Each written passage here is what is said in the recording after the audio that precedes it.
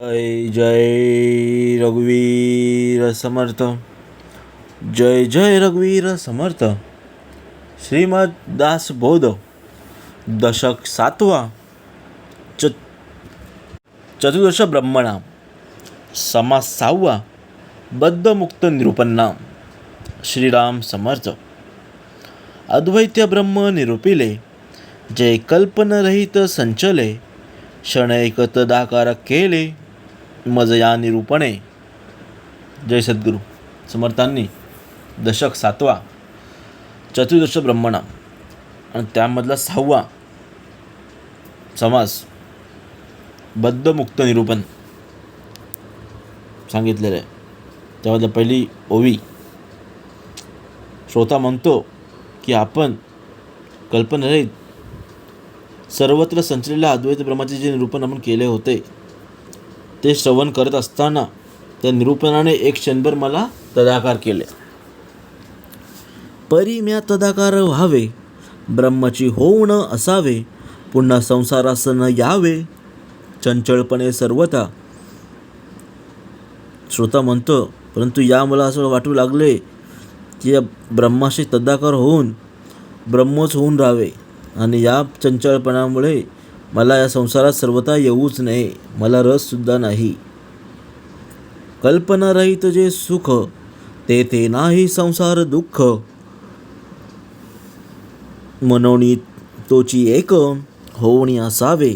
म्हणजे कल्पनारहित असे जे अद्वैत ब्रह्म, त्याच्याशी तदाकार झाल्यावर संसार दुःखरहित अशी शाश्वत सुखाची प्राप्ती होते, म्हणून तो एकच होऊन राहावे असं मला वाटतं आहे. ब्रह्मची होय जे श्रवणे, पुन्हा वृत्तीवरी लागे येणे, ऐसे सदा येणे जाणे, चुके नाकी. म्हणजे अध्यात्म निरूपणाचे श्रवण होतात, वृत्ती ब्रह्माकार होते, पण नंतर परत वृत्तीवर यावेच लागते आणि हे वृत्तीचे येणे जाणे तर कधी चुकतच नाही. समर्थ सांगतात, मने अंतरिक्षी जी जावे, क्षणैक ब्रह्मची व्हावे, पुन्हा तेथून कोसळावे, वृत्तीवरी मागुती. म्हणजे मनाने अंतर्मुख होऊन क्षणभर स्वरूपी तद्यत्व पावावे व लगेच वृत्तीवर येऊन बहिर्मुख होऊन ब्रह्मापासून खाली कोसळावे. प्रत्यावृत्ती सैरा वैरा, किती करू येर जारा, मनोने लावून या दोरा, कीटक जैसा. म्हणजे याप्रमाणे अशी वृत्तीची द्विधा परिस्थिती होत आहे आणि अशा येर जरा किती काळ चालणार. समर्थ सांगतात, एखाद्या कीटकाच्या पायाला दोरा बांधून शारीवर फिरवावे तशी त्याची अवस्था होत आहे. उपदेशकाळी तदाकार, होता पडे हे शरीर, आठवणेने आपपर, ऐसे झाले पाहिजे. म्हणजे उपदेशकाळी ब्रह्माशी तदाकार झाल्याबरोबर एकतर शरीर पडले तरी पाहिजे किंवा राहिली तर द्वैत भावनाच उरलेली नाही असं तरी झाली पाहिजे. ऐसे नसता जे बोलणे, त्याची वाटे लाजिरवणे, ब्रह्म होऊन संसार करणे, हे विपरीत दिसे. म्हणतात असं जर झालं नाही तर मग ब्रह्मज्ञान संबंधी बोलणेसुद्धा लाजिरवाणं वाटेल आणि ब्रह्माशी तदाम्य अनुभव परत संचार करणे हे सुद्धा विपरीतच वाटेल. जे स्वये ब्रह्माची झाला, तो मागुता कैसा आला, ऐसा ज्ञान माने मजे मजला, प्रशस्त न वाटे. म्हणजे जो स्वतःच ब्रह्म झाला तो परत संसारात कसा काय आला, हे कसले ज्ञान, मला तर हे योग्य वाटत नाही. स्वतः बोलते, ब्रह्माची होऊन जावे, का ते संसारीचं असावे, दोहीकडे भरंगळावे, किती मनोनी. म्हणजे एकतर ब्रह्मरूपच होऊन जावे किंवा संसारी व्हावे, पण दोन्हीकडे यावेळेस घरंगळत बसावे याला काही अर्थ नाही असं स्वतः म्हणलं. निरूपणी ज्ञान प्रबळे, उठवणे जाता ते मावळे, मागुता काम क्रोध खवळे, ब्रह्मरूपासी. म्हणजे निरूपण श्रवण करताच ज्ञानाचा जोर होतो आणि तेथून उडून गेले की ज्ञान मावळते, कमी होते. आता ब्रह्मरूप झालेला माझ्या ठिकाणी परत काम क्रोधादी विकार बळवतात. ऐसा कैचा ब्रह्म झाला, दोहीकडे अंतरला. ओढगस्तपणाची गेला संसार त्याचा. म्हणजे असा कसा हा ब्रह्म झाला आणि दोन्हीलाही दुरावला. म्हणजे दड ना ब्रह्मापासी आणि दड ना प्रपंच, अशा ओढणारी संसारातून हातून जायची वेळ झाली. घेता ब्रह्मसुखाची गोडी, संसारिक मागे ओढी. संसारिक करता आवडी, ब्रह्मे उपजी मागुती. म्हणजे ब्रह्मसुखाची गोडी चाखावी म्हणून प्रयत्न करावा आणि संसारिक सुखाची आवड मागे ओढते म्हणून संसार करू त्या म्हणावे तर परत ब्रह्मसुखाकडे मन ओढते. ब्रह्मसुख नेले संसारे, संसार केला ज्ञानद्वारे. दोही अपुरी पुरे एकही नाही. म्हणजे संसाराच्या आसक्तीमुळे ब्रह्मसुख अंतरले आणि ज्ञानाचे योगेही संसारात सुख वाटेना आणि त्यामुळे प्रपंच आणि परमार्थ दोन्ही अपुरीच राहिली, ते एक पूर्ण होत नाही. या कारणे माझे चित्त चंचल झाले दुश्चित. काय करणे निश्चितार्थ एकही नाही. म्हणजे असे माझे चित्त विदा होऊन चंचल झाले आहे आणि आता काय करावे समजत नाही. परमार्थ करावा की प्रपंच करावा हे समजत नाही आणि याविषयी ठाम निश्चय होत नाहीसे झालं आहे, असं श्रोता बोलतोय. तर आता पुढे श्रोता विनंती करतोय. ऐसा श्रोता करी विनंती, आता राहावे कोणे रीती. मने अखंड माझी मती, ब्रह्माकार नाही. श्रोता बोलतोय इथे, तू विनंती करतोय की माझी बुद्धी अखंड ब्रह्माकारात नाही आहे आणि आता मी कोण्या प्रकारे सहावे ते मला ते सांगा. आता याचे प्रत्युत्तर वागता देईल सुंदर. श्रोते व्हावे निरुत्तर, क्षण ऐका ऐका. यावर वक्ता म्हणतोय आता जे मी सुंदर प्रत्युत्तर देईन ते तू क्षणभर ऐक आणि तो स्वतः निरुत्तरच होईल. ब्रह्मची होऊन जे पडते त्याची मुक्तिपदास गेले. येडेचे काय बुडाले व्यासाधिक. म्हणजे वक्ता म्हणाला जे ब्रह्म होऊन निश्चित पडले आहे तेच फक्त मुक्त झाले, बाकीचे व्यासाधिक बुडाले की काय. श्रोता विनंती करती, शुके मुक्त वामदेवा श्रुती. दोघेची मुक्त आदी अंती बोलत असे. तेव्हा श्रोत्याने परत विनंती केली.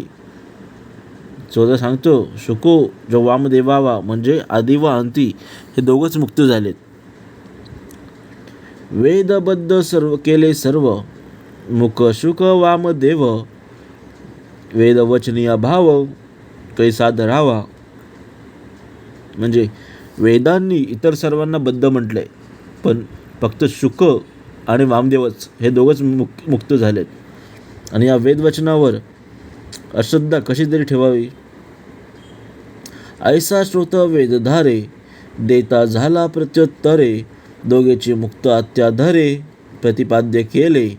म्हणजे असे श्रोत्याने वेदवचनाच्या आधारे प्रत्युत्तर दिले व दोघेच मुक्त कसे झाले हे प्रतिपादन केले. आता यावर वक्ता बोलतोय. वक्ता बोले या उपरी, दोघेची मुक्ती सृष्टीवरी. ऐसे बोलता जरी उरी, कोणास आहे. तेव्हा वक्ता म्हणतोय की वृष्टीत हे दोघेच फक्त मुक्त असे म्हटले तर इतरांची स्थिती काय आहे म्हणून म्हणावे. ब्रह्म ऋषी बहुमणी, सिद्ध योगी आत्मज्ञानी. झाले पुरुष समाधानी असंख्यात. म्हणजे या पृथ्वीतलावर अनेक ऋषी, अनेक मुनी, कित्येक सिद्ध, कित्येक योगी, आत्मज्ञानी पुरुष होऊन गेले, पण ज्यांना शाश्वत समाधान प्राप्त झाले आहे अशा असंख्य लोक होऊन गेलेत. प्रल्हाद नारद पराशर पुंडलिक, व्यासांबरी शुक शौनक भीष्म दालभ्यम. रुक्मा गदा अर्जुन वसिष्ठा बिभीषणम. पुण्यानिमा परम भगवंतांनी असरामी हा श्लोक दिलाय समर्थांनी. तर जे ज्ञानी झालेत त्यांची नावं दिलेत. पहिला कोण आहे? प्रल्हाद. दुसरा नारद, पुंडरीक, व्यास, अंबरीश, शुक, शौनक, भीष्म, दालभ्य, रुक्मांगद, अर्जुन, वसिष्ठ, बिभीषण या पुण्यपावन परम भगवंताचे मी स्मरण करतो. कवी हरितात्रिक्ष प्रबद्ध पिप्पलायनम अविहोत्रो अर्थ दुष्मिलस्मम कारभाजनम. म्हणजे कवी, हरी, अंतरिक्ष, प्रबद्ध, पिप्पलायन, अविहोत्र, दुर्मिळ, चमस आणि करभाजन. याही वेगळे थोर थोर ब्रह्मा विष्णू महेश्वर आदी करुण दिगंबर विदेहाधिक.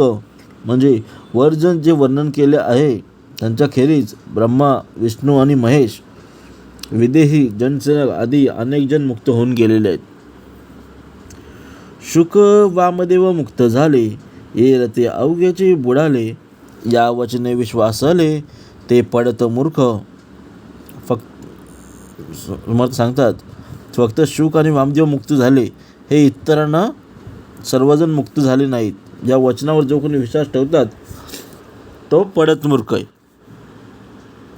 तरी वेद कैसा बोलिला, तो काय तुम्ही मिथ्या केला, ऐकून व्यक्ता देता झाला प्रत्युत्तर. म्हणजे हे बोलणे ऐकून स्वतः परत म्हणतो, मग वेदात असं का सांगितले आहे फक्त शुक आणि ये मुक्त झालेत, मग वेदाला मिथ्या का ठरवताय? या स्वतःचे बोलणे वक्त्याने त्याला प्रत्युत्तर दिले.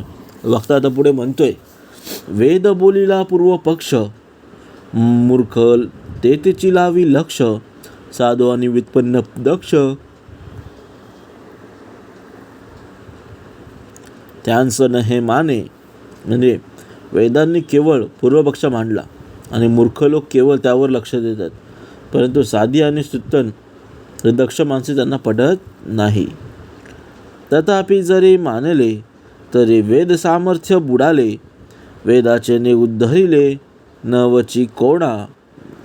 पण समजा जरी खरं मानले तर मग वेदांमध्ये लोकांना उद्धरण्याचे सामर्थ्यच नाही असा त्याचा अभिप्राय होईल आणि त्याची थोरवी नष्ट होईल. वेदांगी सामर्थ्य नसे तरी वेदांश कोण पुसे, म्हणून वेदी सामर्थ्य असे जन उद्धार वया. वेदाक्षरकडे जासी तो बोलिजे पुण्य राशी, म्हणून वेदी सामर्थ्यासी काय उणे. समर्थ सांगतात वेदांच्या अंगी जर सामर्थ्य नसेल तर वेदांना कोणी विचारलेच नसते. म्हणून लक्षात घेतले पाहिजे की लोकांचा उद्धार करण्यासाठी सामर्थ्य वेदांमध्ये निश्चितच आहे. आणि जो वेदाभ्यास करतो आणि अत्यंत पुण्यपावन समजला जातो. पण वेदांच्या ठिकाणी सामर्थ्याला काय तो आहे? वेदशास्त्र पुराण भाग्य झाली श्रवण, तेने होय जे पावण हे बोलती साधू. म्हणजे वेद, शास्त्रे आणि पुराणे यांचे श्रवण भाग्यानेच घडते आणि ज्यांना घडते ते पवित्र होतात असं साधू लोक सांगतात. श्लोक अथवा श्लोकार्ध नाही तर श्लोकपाद, श्रवण होता हा शब्द नाना दोष जाती. म्हणजे समर्थ सांगतात एक श्लोक घ्या किंवा अर्ध श्लोक घ्या, एवढंच नव्हे तर श्लोकाच्या एका चरणाचे श्रवण जरी घडले तरी दोष नाहीसे होतात. वेदशास्त्री पुराणी ऐसा वाक्यांच्या आयनी, आगद महिमा व्यासवाणी वधूनी गेली. म्हणजे वेदशास्त्र पुराणे अशा अर्थांच्या ओळी आहेत आणि पण व्यासांनी आपल्या ग्रंथांच्या वेदांच्या आगाध महिमा वर्णन केलं आहे. 205 मनश्लोक दिलेत आपल्याला. समजतं बोलतो तू एक तरी श्रवण केलंस तरी तू मोक्ष प्राप्त करशील. एकाकार होता श्रवण, तात्काळ जे होय जे पावण, ऐसे ग्रंथांचे महिमान ठाई ठाई बोलिले. म्हणजे वेदांच्या एका अक्षराचे श्रवण जरी घडले तरी तो स्वतः तत्काळ पावन होईल. असा ज्यांचा महिमा अनेक ग्रंथांतून जागे जागे वर्णन केलेलं आहे. दोही वेगळा तिचा नुद्धरे, तरी महिमा कैसे उरे, असो हे जाणजे चतुरे जरा गता गोवी. म्हणजे शुक आणि वामदेव यांच्याशिवाय दुसरा उदाहरण गेला नाही असे जर मानले तर वेदांचा महिमा कसा उरेल? समजा बोलतो असो आता हे बोलणे राहू दे, पण चतुर असताच ते या वचनातील खरा अभिप्राय जाणतात आणि बाकी लोक गोंधळून जातात. वेदशास्त्र पुराणे कैसे होती प्रमाणे, दोघा वाचून तिसरा कोणे उद्धरावा. त्यावर श्रोता म्हणतो, वेदशास्त्र पुराणे अप्रमाण कशी मानावीत, पण शुक आणि वामदेवाखेरीज आणि कुणाकोणाचा उद्धार झालाय, असं श्रोता वक्त्याला म्हणतो. मनसी काष्टी होऊनी पडिला, तोची एक मुक्त झाला, शुक तोही अनुवादला नाना निरूपणे. त्यावर वक्ता म्हणतो की तुला जर असं वाटत असेल की जो लाकडासारखा निश्चिशिष्ट होऊन पडला आहे तोच मुक्त होतो, पण हे बरोबर नाही, हे सर्व खोटं आहे. कारण शुकदेवी काही तसे निश्चित पडून राहिले नव्हते. त्याने अनेकदा अध्यात्मावर निरूपण केले. शुक मुक्त असे वचन, वेद बोलिला प्रमाण, परित्व नव्हता चेतन ब्रह्माकार. म्हणजे शुक मुक्त हे वेद प्रमाणच आहे, पण शुकदेव काही ब्रह्माशी ऐक्य पाहून अचेतनासारखे निश्चित पडून राहिलेले नव्हते. अचेतेन ब्रह्माकार असता शुक योगीश्वर, तरी सारा विचार बोलणे न घडे. म्हणजे शुकदेव जर अचेतनासारखे निश्चित पडून राहिले असते तर त्यांना सारा विचार बोलून दाखवण्यात आला नसता. जो ब्रह्माकार झाला तो काष्ट होऊन पडिला, शुक भगवंत बोलिला परीक्षिते पुढे. म्हणजे जे ब्रह्माकार होतो, जो लाकडासारखा अचेतन होऊन निश्चित पडून राहतो, असे मानणे चुकीचे आहे. शुकदेव मुक्त होणे आणि जरा परीक्षिता पुढे भागवत सांगितले. निरूपण हे सारासार बोलिला पाहिजे विचार, दांडू लावे चराचर दृष्टांत कारणे.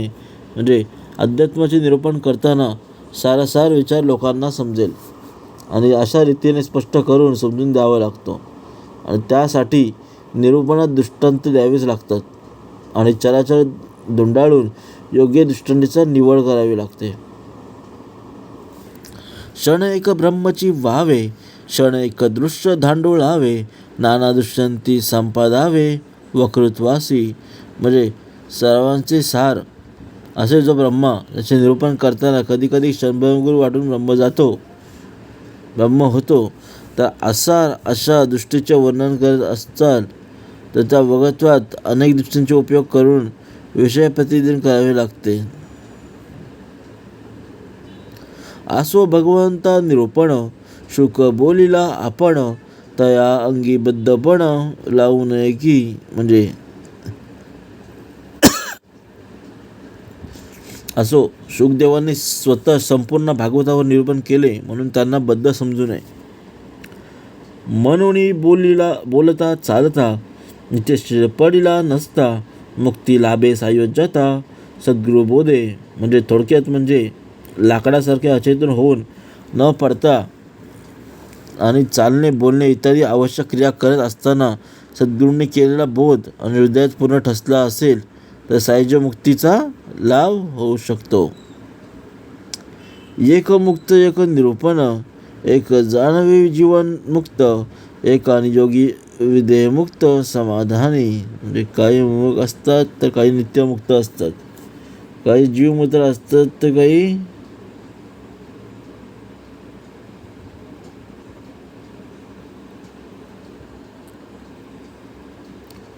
सचेतेन ते जीवन मुक्त, अचेतेन ते विदेह मुक्त, दोही वेगळे नित्यमुक्त योगेश्वर जाणावे. म्हणजे जे मुक्त होऊन जिवंतपणे या जगात वावरतात त्यांना जीवनमुक्त म्हटलंय, आणि ज्या मुक्ती लाभल्यावर देहत्याग केलेला असतो त्यांना विदेहमुक्त म्हणतात. पण या दोघांपेक्षा जे वेगळे मुक्त पुरुष आहेत त्यांना नित्यमुक्त असे संबोधलेले आहे आणि ते योगेश्वर म्हणून जाणतात. स्वरूपाबोधे स्तब्धता, जे जाणावी तटस्थता आणि स्तब्धता हे देह संबंध. म्हणजे स्वरूपानुबोधाने जी स्तब्धता येते तिला तटस्थता म्हणतात, आणि स्तब्धता किंवा तटस्थता हे देहांच्या संबंधाने म्हटले आहे. येथे अनुभवासीचं कारण येरते सर्व निष्कारण, तृप्ती पावावी आपण आपल्या स्वानुभवे. म्हणजे येथे देहाच्या अवस्थांचे महत्त्व नाही आणि स्वरूपानुभव भाव महत्त्वाचा आहे. म्हणून हे सर्व निरुपयोगी आहे. असे स्वानुभव समाधान मिळवेल. कंठ मर्यादी जेविला, त्यांस म्हणती भुकेला, तेने शब्द जाजावाला, हे तो घडेना. म्हणजे अखंड भोजन करून आलेल्या माणसाला कुणी भुकेला आहे का असं म्हटलं तर तो शब्द ऐकून त्याला त्रासलेला असं कधीच वाटत नाही. स्वरूपी नाही देह, ते कास या संदेह, बद्ध मुमुक्ष ऐसा भाव विदेहाच्याकडे. म्हणजे स्वरूपी जीव ब्रह्म ऐक्य होते हे द्वैताचा काही संबंधित नसतो. म्हणून बद्ध अथवा मुक्त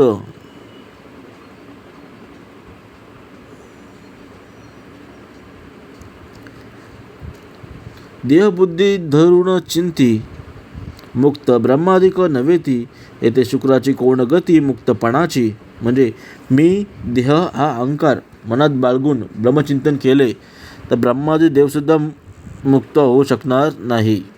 म्हणून शुकदेवांची कथा तरी काय. मुक्तपण ह्याची बद्ध, मुक्तबद्ध हे अबद्ध, स्वरूप सस्वरूप सिद्ध स्वतःसिद्ध, बद्ध मुक्त. म्हणजे मुक्तपणा हेच बंधन आहे आणि स्वस्वरूपाचे स्वयंसिद्ध असं ते आपणास नाही. म्हणून मुक्तही नाही आणि मुक्तीबद्दलची चर्चाही नाही. चर्चा करणे हेच अयोग्य आहे. मुक्तपणाची पोटी शिळा, बांधता झाले पाताळा, देहबुद्धीचा अर्गळा, स्वरूपीनं संटे. जर कोणी म्हणेल की मी मुक्त आहे तर तिथे मीपणा येतोच.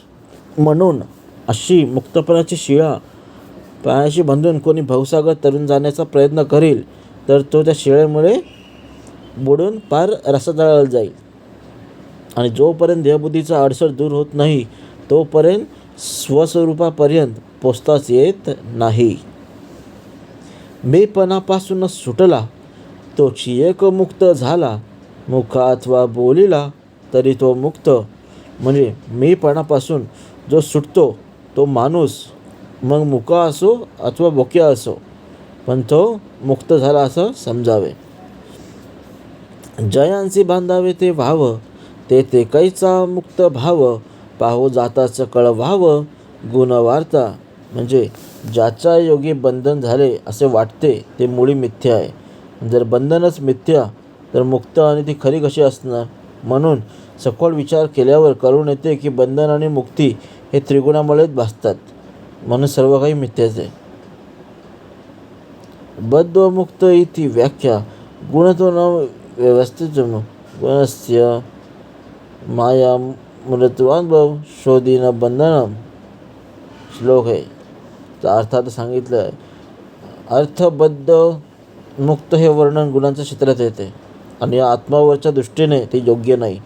आणि गुणांचे मूळ माया आहे आणि इतर खरी नाही. म्हणून आपल्याला बंधनही नाही आणि मोक्षही नाही. तत्वज्ञाता परमशुद्ध, त्यांसी नाही मुक्त भेद, मुक्तबद्ध हा विनोद माया गुण.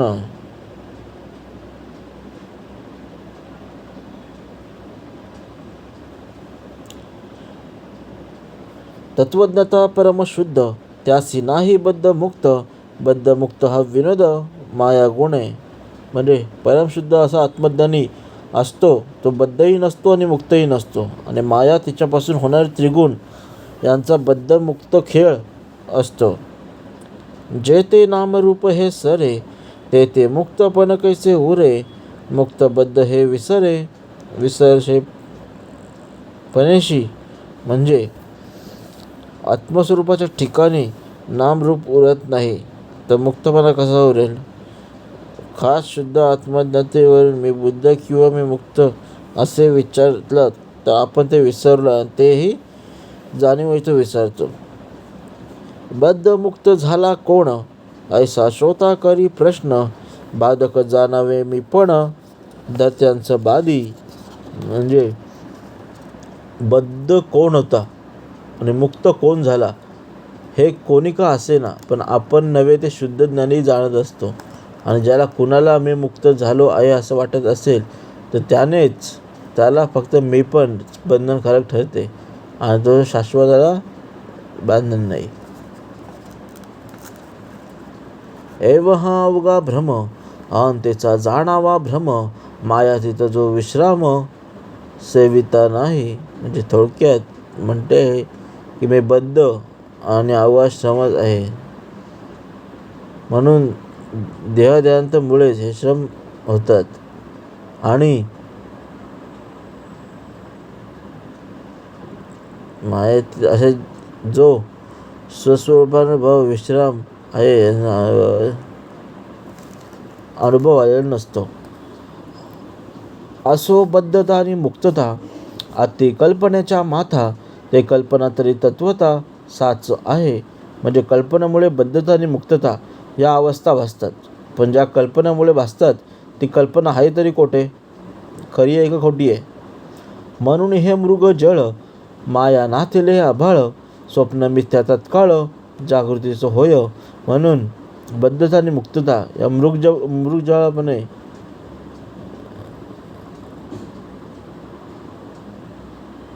मृगजळामुळे खऱ्या वाटतात आणि स्वप्नात असताना स्वप्नदृश्य खरे वाटते, पण जागती आली की ती स्वप्न आणि दृश्य मिथ्या असल्याचेच कळून येते. स्वप्नबद्ध मुक्ती झाला तो जागृतीस नाही आला, कैसा कोण काय झाला काही कळेना. म्हणजे स्वप्नात एखाद्याला प्रथम आपण बद्ध आहोत असं जर वाटलं तर ते स्वप्नातच आपण मुक्त झालेलो आहे अशी खात्री पूर्वक वाटावे. आणि पण जागे होताच ते स्थळ ठेवावे.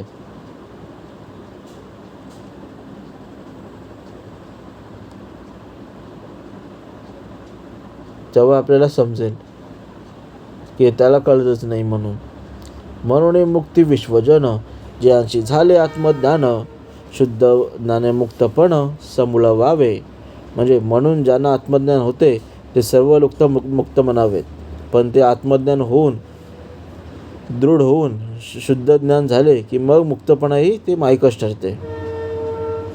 बद्ध मुक्त हा संदेह दरी कल्पनेचा देह, साधू सदा निसंदेह देहातीत वस्तू. म्हणजे देहांतचा जोपर्यंत सूक्ष्म का होईना शिल्लक आहे,